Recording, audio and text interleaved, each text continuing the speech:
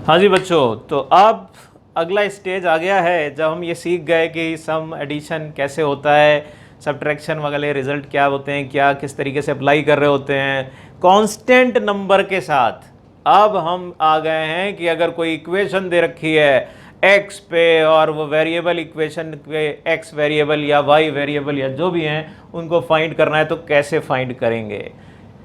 यहां पर भी सवाल लेंगे और प्रोसीड करेंगे और फिर एक मेथड डेवलप करेंगे जाकर। जरा ध्यान दीजिएगा, पहला सवाल ले रहा हूं मैं। tan inverse 2x plus tan inverse 3x is equal to 3 pi by 4। देखना जरा, इस तरीके का सवाल मैंने लिया और मैंने आपसे कह दिया कि भैया सॉल्व करिए और बताइए x की वैल्यू कितनी आ रही है। तो अप्रोच क्या होगी, फॉर्मूला लगाओ, सॉल्व करो, एक्स की वैल्यू निकालो। लेकिन कुछ चीजें केयर करने वाली हैं यहां पर, वो कैसे केयर करेंगे वो समझेंगे। आपको केवल समझना है क्या अप्रोच ले रहा हूं मैं। दो मेथड बताने वाला हूं, पहला मेथड बाद में छोड़ देंगे, दूसरा वाला मेथड ही काम करेंगे। क्या जरा समझो, इसको कंडीशन के साथ ब्रेक करना पड़ता है। कंडीशन क्या, कंडीशन ले ली 2x पॉजिटिव होना चाहिए, 3x पॉजिटिव होना चाहिए, तो इनका मल्टीप्लीकेशन है 6x स्क्वायर लेस देन 1 अगर हो पहली कंडीशन। तो क्या लिखते थे, तो लिखते थे tan inverse 2x plus 3x divide by 1 minus का 6x का square is equal to 3 pi by 4। देखो भाई, इतना लिखते थे कि नहीं लिखते थे। अब अगर सॉल्व करने जाओगे आगे 3 पाई बाई 4, अगर मैं इसका tan ले लूंगा तो कितनी वैल्यू देगा, तो ये वैल्यू देगा माइनस का 1। ये तो दिख रही होगी भैया। अब जरा क्रॉस मल्टीप्लाई कर लो, माइनस 5x माइनस 1, तो क्या क्या वैल्यूज आ रही हैं भैया, 6x plus 1 and x minus 1। जरा चेक कर लो भैया, सही लिखा क्या मैंने, बिल्कुल सही लिखा। x की वैल्यू आ गई 1 और माइनस 1/6, दो वैल्यूज आ गई। अब इन दो वैल्यूज को चेक कर लेंगे क्या कि ये हमारा ऊपर वाली कंडीशन जो हमने ली हुई है सेटिस्फाई कर रहा है कि नहीं। जरा इसको धीरे से उठा के रखो, 1 को उठा के रखा, 1 को सेटिस्फाई कर गया, कर गया। यहां अरे नहीं किया, छोड़ दो, माइनस 1/6, अरे निगेटिव है, छोड़ दो। लो भैया, जो बनाया, जो मेहनत करी बेकार गई, कुछ ना मिला, कोई दिक्कत की बात नहीं। फिर से लो, क्या 2x greater than 0 and 3x greater than 0 और 6x स्क्वायर ग्रेटर देन 1। अब क्या करोगे, अब क्या रिजल्ट लगा रहे थे, पाई प्लस tan इनवर्स करके लगाना था 5x over 1 minus 6x square combine करके यही आ रहा था, और राइट साइड में 3 पाई बाई 4। अब सॉल्व करो तो क्या होगा, अब सॉल्व करोगे तो ये tan inverse 5x over 1 minus करके आएगा और सामने माइनस पाई बाई 4 करके लिख दोगे। सॉल्व करोगे फिर वही सेम इक्वेशन आएगी, कुछ भी नया नहीं आएगा, मैंने सीधे लिख दी भाई, सेम इक्वेशन आएगी। क्यों, क्योंकि 3 पाई बाई 4 पे या माइनस पाई बाई 4 पे वैल्यू तो आपकी माइनस 1 ही आने वाली है, x की वैल्यू फिर से आएगी 1 और माइनस 1/6। अब वैल्यू पुट करोगे जाकर, minus 1/6 reject, 1 satisfy satisfy satisfy हो गया, तो यही आंसर आ गया हमारा, आंसर मिल गया हमको। लेकिन तकलीफ देखो, हम हर बार ये काम नहीं करेंगे, ये नाटक हर बार ना होने वाला भैया, हमें तो कुछ थोड़ा आसान करना पड़ेगा, ऐसे नहीं तो दुखी रहेंगे। अब यहां ऑब्जर्व करने वाली बात क्या है, अगर हम tan का इस तरीके से फॉर्मूला लगा रहे हैं, एक जगह पाई आता है एक जगह नहीं आता है, लेकिन अगर पाई को दूसरी तरफ ले जा रहे हैं तो वैल्यू भी वही आ रही है। रीजन बीइंग कि भैया tan पीरियोडिक होता है विद पाई फंडामेंटल पीरियड, इसलिए हम कहेंगे जो फाइनल इक्वेशन आएगी वो चेंज नहीं होगी, जो इधर आएगी वो इधर भी आएगी। अगर फाइनल इक्वेशन चेंज नहीं होने वाली तो हम क्यों कंडीशन लगा रहे हैं, ना लगाएं, हम मूर्ख हैं अगर कंडीशन लगा रहे हैं, हमको कंडीशन लगाने की जरूरत नहीं है। तो करने की क्या जरूरत है, जो मेरी राइट अप्रोच है, अभी तो एक्सप्लेन किया, अब राइट अप्रोच क्या कहती है, राइट अप्रोच ये कहती है कोई भी एक सॉल्व कर लो स्टैंडर्ड वाली फॉर्म से, वो जो तरीका है 2x plus 3 divide by 1 minus 6x square is equal to 3 pi by 4, मतलब बिना कंडीशन के आप सॉल्व कर लो और x की वैल्यू निकाल लो, वैल्यू तो वही आने वाली है। अब करना यह है, जो वैल्यूज आई आप ये चेक कर लो वो वैल्यूज ओरिजिनल गिवन इक्वेशन को सेटिस्फाई कर रही हैं कि नहीं कर रही हैं। अगर मैंने x को माइनस 1/6 रखा तो दूर से नजर आ रहा है, दूर से नजर आ रहा है कि tan इनवर्स ये माइनस का 1/3 है और tan इनवर्स ये माइनस का 1/2 है, ये निगेटिव, ये पूरा निगेटिव है, क्या कभी भी 3π/4 किसी पॉजिटिव क्वांटिटी के बराबर हो पाएगा? नहीं हो पाएगा। मैंने रिजेक्ट कर दिया ऐसे ही, ये रिजेक्टेड। 1 रखो, अब 1 रखो तो tan inverse 2 plus tan inverse 3, अब वो फॉर्मूला कंबाइन करके देख लो, वो सेटिस्फाई कर जाता है, तो हम कहेंगे ये होगा, ये नहीं होगा। यानी हम अब जब भी कभी सॉल्व करेंगे वे अननोन वेरिएबल पे, तो हम केसेस नहीं बनाएंगे, हम बाय डिफॉल्ट जो डायरेक्ट वाला है रिजल्ट लगाएंगे, बाद में जो x की वैल्यू आ रही है उसको हम चेक कर लेंगे, वेरीफाई जरूर करेंगे, एक्सेप्टेबल है या नहीं है, नहीं है तो छोड़ देंगे, एक्सेप्टेबल है तो ले लेंगे। यही है राइट अप्रोच, ये तो हमने एक्सप्लेन करने के लिए बताया था। बात समझ में आई होगी मेरे ख्याल से। अब लेते हैं अगला सवाल। लाओ भाई देखना जरा, यहां पर साइन इनवर्स में लिखी हुई है इक्वेशन x है और फिर सॉल्व करके बताना है कि भाई x की वैल्यू। फिर भाई दिमाग में वही क्या, हम अब कंडीशन नहीं देखेंगे, अब हम सीधे सॉल्व करेंगे। तो बेटा जी थोड़ा सा कैलकुलेशन को आसान बनाने के लिए मैं एक छोटा सा एजम्पशन ले रहा हूं कि 6x को t मान लो, क्योंकि यहां पर भी 6x है, यहां पर भी है, तो सवाल थोड़ा छोटा हो जाएगा, काम आसान हो जाएगा। हम उसके लिए काम कर लेंगे, ये t हो जाएगा तो ये आपका साइन इनवर्स √3। आप नहीं भी मानोगे तब भी चलेगा, ऐसी कोई जबरदस्ती नहीं है कि भैया हमने कह दिया तो मान ही लो, ऐसे भी सॉल्व कर लो। अब बिना कंडीशन के रिजल्ट लगा लो भाई। साइन इनवर्स के लिए क्या बनता है भाई, पहला वाला, दूसरे वाला 1 - 3t² under root plus √3t 1 - t का स्क्वायर अंडर रूट बराबर क्या, -π/2। बहुत बढ़िया। अब इसको गैप कर दो इनवर्स को, तो क्या बनेगा, t 1 - 3t² under root plus √3t 1 - t² under root, और सामने आ गया साइन -π/2 जिसकी वैल्यू होगी -1।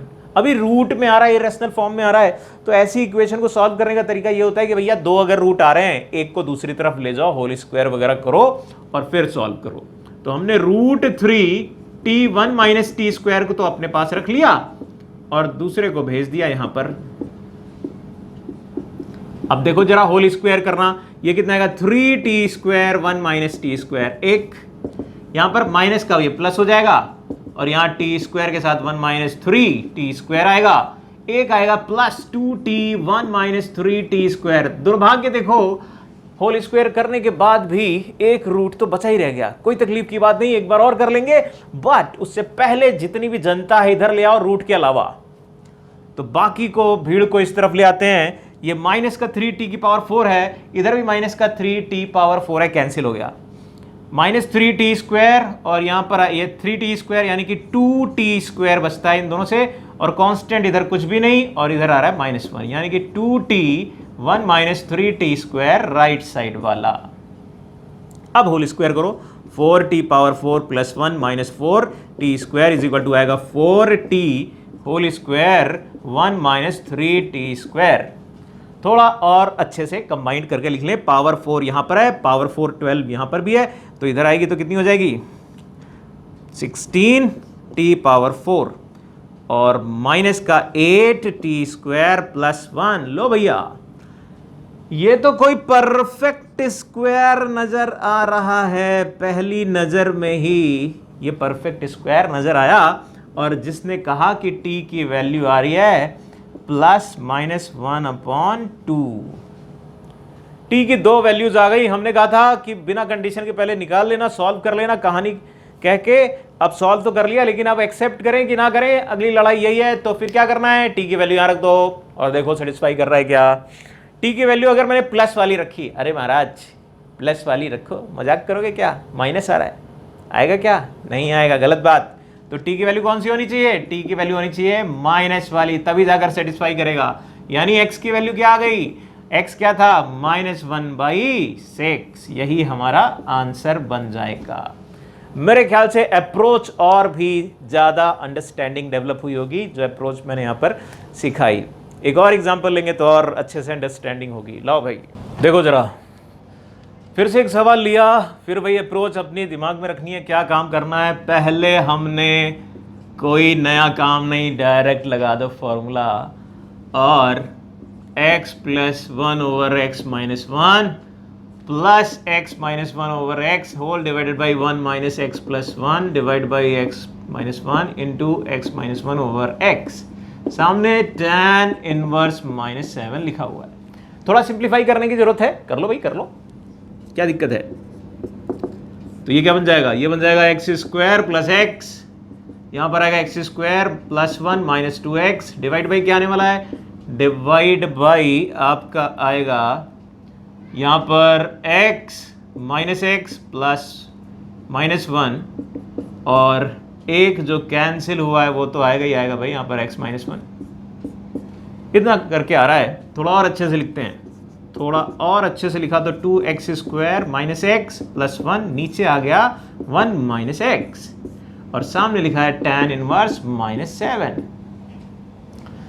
ठीक, थोड़ा tan को ओपन कर दिया जाए, 2x square minus x plus 1 over 1 minus x is equal to minus 7, 2x square minus x plus 1 is equal to minus 7 plus 7x। इधर लाओ 2x स्क्वायर और माइनस का 8x एंड माइनस का plus हो जाएगा 8 बराबर 0। अगर मैंने 2 कॉमन ले लिया तो ये परफेक्ट स्क्वायर बन गया, परफेक्ट स्क्वायर। देखो x की वैल्यू आ गई 2, बहुत बढ़िया। अब अगली लड़ाई, इतना अब आप लोग करते क्या हो, इतने जोश में रहते हो कि जब आंसर निकालना होता है, सॉल्व करना होता है, खटाखट खटाखट खटाखट सॉल्व किए, धाड़ धाड़ धाड़, x की वैल्यू 2 टिक करके निकल लिया आगे।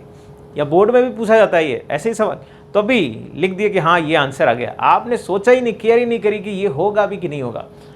अगला काम जरूरी कि ये कि भैया ये सेटिस्फाई कर रहा है कि नहीं। जरा देखो x इज इक्वल टू 2 रखो, यहां पर कितना आता है, tan इनवर्स 2 रखते ही 3 प्लस tan इनवर्स यहां पर 2 रख दो 1/2। भैया अरे भैया ये पॉजिटिव और राइट साइड निगेटिव, सॉल्व तो करना ही नहीं है। राइट साइड निगेटिव पॉसिबल है क्या, इम्पॉसिबल, इम्पॉसिबल। इसलिए क्या कहोगे, इक्वेशन नहीं होल्ड करने वाली, नो सॉल्यूशन। कोई भी सॉल्यूशन नहीं मिलेगा, जो आ रहा है हमारा सॉल्व करके वो एक्सेप्टेबल नहीं है, इसलिए छोड़ दिया। कुछ भी इक्वेशन का सॉल्यूशन नहीं मिलने वाला है। मेरे ख्याल से बात क्लियर हुई होगी। एक और लेते हैं जरा मजेदार, लाओ भाई देखो जरा। अब अगले एक सवाल लिया हमने, कॉस इनवर्स। ये थोड़ा सा अलग है, पिछले सवालों से थोड़ा सा हटके है। रीजन ये कि भैया अगर आप अभी ऑब्जर्व कर रहे हैं तो ये 3 हो गए, ये 3 हो गए। या तो ट्रिपल एंगल वाला फॉर्मूला सेट किया जाए या कुछ और जुगाड़ लगाया जाए। इस सवाल को करने के लिए हम थोड़ा ज़्यादा बेटर इजी वे चूज कर रहे हैं। जरा देखना क्या, मैं ये कहता हूं कि भैया अगर 3 है या तो 3 बार वाला फॉर्मूला लगा कंबाइन करो, या ट्रिपल एंगल वाला फॉर्मूला लगाओ, फिर इसको इससे कंबाइन करके सॉल्व करो। ये पूरी प्रोसेस को बचने के लिए मैं एक काम करता हूं, वो ये कि बेटा -3 cos inverse x is equal to π/2 minus cos inverse 1 minus X करके लिख देता हूं। क्यों ऐसा किया, जानबूझ के किया, क्यों, क्या रीजन था। रीजन ये कि ये π/2 माइनस कॉस इनवर्स, जिसको तो हम जन्मों से जानते हैं कि ये लिखा जाता है साइन इनवर्स 1 माइनस एक्स। बोलो बोलो है क्या ऐसा। जब दो फंक्शन बराबर लिखे हैं तो इसके सॉल्यूशन अगर पता करने हैं तो हम कहेंगे ये ग्राफ में कब मीट कर रहे हैं। दोनों के ग्राफ बना लो, पता चल जाएगा कब मीट कर रहे हैं और बात आसान हो जाएगी। तो जरा पहले अलग करके बना लेते हैं, फिर कंबाइन करेंगे। तो जो बन सकता है वो बना लेते हैं भाई। जरा बताना, कॉस का ग्राफ बना लेते हैं पहले। कॉस का ग्राफ कैसा होता है, कॉस का ग्राफ अगर बनाइएगा तो इस तरीके से जाएगा।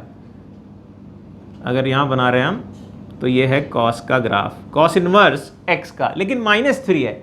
-3 करा तो पहले निगेटिव होगा और यही थोड़ा और लंबा हो जाएगा। ये कहानी जाएगी जो पाई तक ऊपर जा रही थी, ये -3 तक जाएगी। ये ग्राफ बना है मेरा y is equal to -3 cos inverse x का। अब मैं ग्राफ बनाऊंगा साइन इनवर्स 1 माइनस एक्स का। तो भैया ग्राफिकल ट्रांसफॉर्मेशन का यूज कर लेना थोड़ा सा। क्या थोड़ा सा यूज कर लेना कि पहले साइन इनवर्स एक्स का ग्राफ बना लो। कैसा होता है, ये होता है साइन इनवर्स का ग्राफ। फिर उसमें कह दो कि 1 प्लस कर लो, वो कैसा होगा, 1 यूनिट प्लस करके ग्राफ किधर जाता है बेटा, पीछे की तरफ, ये चला गया ग्राफ।